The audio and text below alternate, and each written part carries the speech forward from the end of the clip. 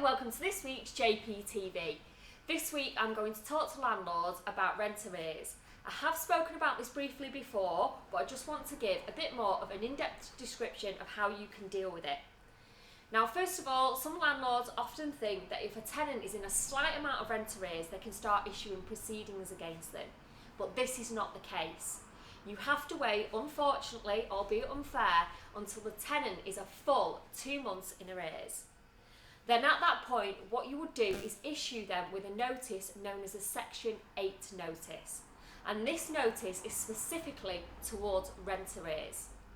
What this notice will do is let them know that if they don't respond within 2 weeks or pay off their rent arrears, you will then be issuing repossession court order proceedings against them.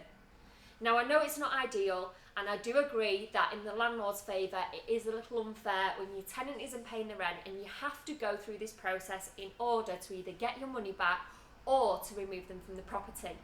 But don't make the mistake of one, harassing them, so knocking on the door constantly ringing them and sending letters. You need to space out every time that you contact them, so generally have it 24 hours apart.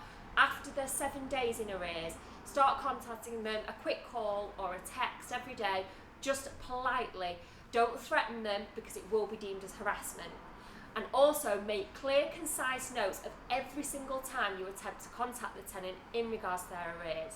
But whatever you do, don't be going around there banging on the door, because this can be seen negatively against you, and also they can call the police in regards to the harassment issue.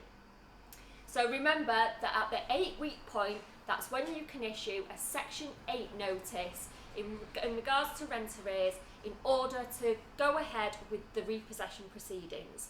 That's all for this week, and I'll speak to you next week.